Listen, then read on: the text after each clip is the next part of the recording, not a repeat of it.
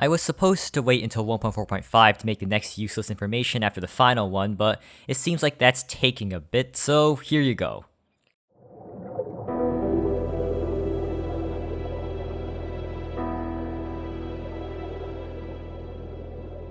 The internal method name for the code block that determines what enemies are eligible to drop souls is called soul of whatever condition can drop. The ball of fuse wire, which summons a dynamite kitten, was added to Terraria because a petition adding dynamite kittens reached 500 signatures. Looks like they got what they wanted. Strange plants used to be available in pre-hard mode, but apparently that was changed in 1.4 and now they're hard mode only. Apparently I didn't notice because I thought they were always available in pre-hard mode. Huh. The achievement Lucky Break requires you to quote, survive a long fall with just a sliver of health remaining. The actual specific requirements for this achievement are to survive a fall with less than 10% of your health remaining, and also to not have the stone debuff active at the time. The highest possible corruption, crimson, or hollow percentage displayable in the Dryad is 255%. This is because internally, this value is stored as a byte, or 8 bits, meaning that any number above 255% will cause it to overflow. How to achieve this number is a story for another time. In 1.4, clay pots became 1 clay cheaper to make. The weapon rack is a tile meant to display any damage-dealing weapon and show it off around your world. However, despite the designation of storing only weapons, it is able to store some very non-weapony things. For example, coins, the Rod of Discord, fishing poles, explosive bunnies, golf clubs, landmines, tri-bombs, and fish. Despite being an entire tier down from gold, tungsten armor only has 1 less defense than gold armor. Then platinum armor comes in and despite being the same tier, it has 25% more defense than gold. Must be sad to be gold. The most common items that are sold by the traveling merchant are Yuma, the blue tiger, and the stopwatch, which are both at the bottom of the item and painting rolling lists in the code. The internal name for the dilated eye, which is a variant of the demon eye, is dilated eye. Yes, it's misspelled. Each iteration of BugNet is larger and faster than the one previous. The regular BugNet is rather small and swings 2.4 times per second. The lava-proof BugNet is larger and swings 2.86 times per second and allows you to catch hell critters. And lastly, the golden BugNet swings 3.33 times per second and is much more majestic than both the others. The real question is whether it's worth it to do the angler quests just for that.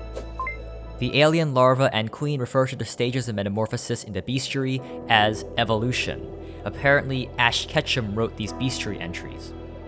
The cyborg is scared of rain, particularly because he is scared that getting wet will cause his metal skin to rust. His electronics are waterproof, but his materials aren't. Kind of the opposite of what you'd expect. Of all the fishing junk items, Jojo Cola is the only one that has an inherent use, acting as a low-tier food item. The rest must be extracted needed to be useful. There are 2 kinds of iron fences in the game, iron and raw iron. The technical difference between raw iron and most kinds of iron is its carbon content. Raw iron contains less than 0.05% carbon compared to other irons or steels, which may contain up to a few percent carbon. The Dread Nautilus's attack pattern repeats every 14 attacks. It has 3 types of attacks, so perhaps using a non-multiple free makes it feel a bit more erratic in its attack use.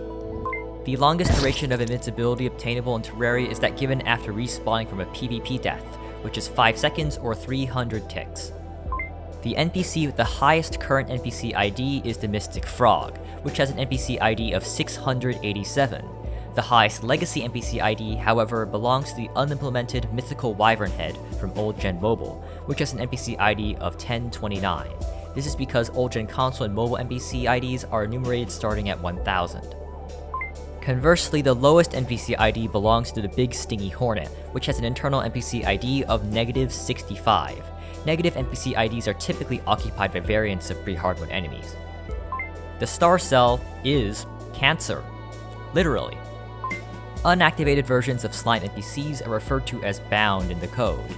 For example, the Mystic Frog is referred to as the Bound Town Slime Yellow, the Clumsy Balloon Slime as the Bound Town Slime Purple, and the Old Shaking Chest as Bound Town Slime Old. This is despite none of them being physically bound, unlike the other bound NPCs you may be more familiar with. The Bloody Man-O-War is referred to as a jellyfish by the angler, despite Man-O-Wars not being jellyfishes. The Cold Snap painting depicts the Ice Queen using her Blizzard Shard attack. It is unlocked after defeating the Frost Legion, even though the Frost Legion and Frost Moon events are unrelated. The old sprite for the megaphone was a little less stylized than the current one we have today. Grates allow you to toggle the flow of liquids through a block. In function, they act more like valves than grates, since grates always let liquids through. Goblin warlocks are canonically female, as seen in their bestiary entry.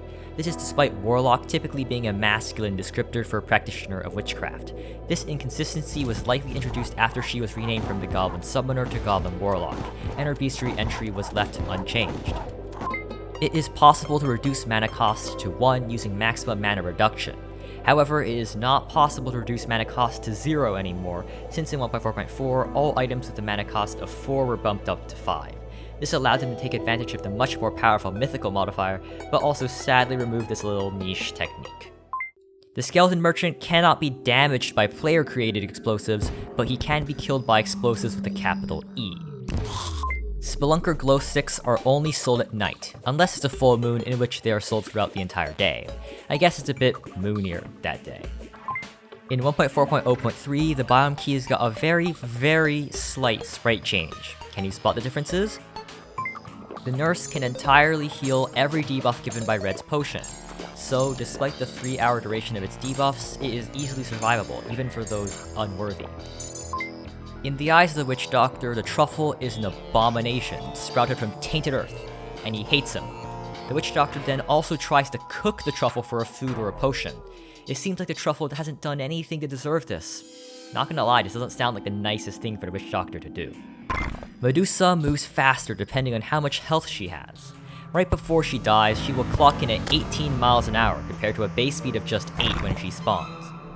The Terrarian places cooked marshmallows horizontally on their plate. This makes it look more like a turd than a cooked marshmallow. I mean, what are those proportions? The chance of a gelatin crystal replacing a crystal shard when generating is 1 in 50. That is, 2% of crystal shards generate instead as gelatin crystals.